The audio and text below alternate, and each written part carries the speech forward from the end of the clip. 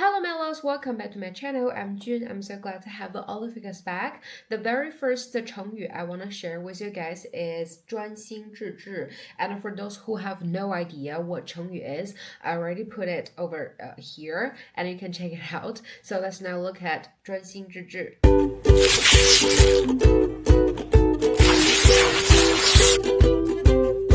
The first character is 专 with the first tone. 专. It means being concentrated, being focused, and being single-minded.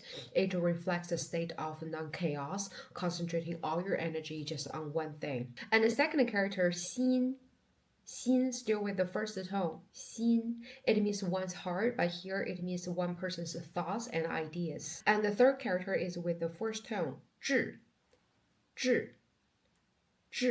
As a verb, it means deliver and devote, and as an adjective, it means extreme. And the third character, 志, is still with the first tone, 志. Here it means one's will, one's ambition, and one's goal. So 专心致志, this term means someone is fully absorbed in something. For example, like this sentence here, 他正在专心致志地学习. The original text of this 成语 comes from 孟子告子上，今夫以之为数，小数也。不专心致志，则不得也. It means even 围棋 playing is a minor skill, but if you don't fully concentrate on it, you still cannot be able to master it. 孟子 statement is actually derived from a story about 弈秋 teaching 围棋.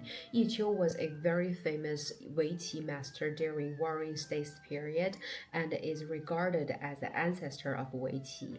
And he had two students. One of them is always fully concentrated, but the other one is always thinking about wild geese flying by and intended to shoot them during the class. So as the result, the latter one never learned how to play 围棋. And one more thing I want to mention about the name of this 围棋master is 弈秋. The first character 弈 here, it means 围棋. 秋 is actually his given name. It means fall. It means autumn.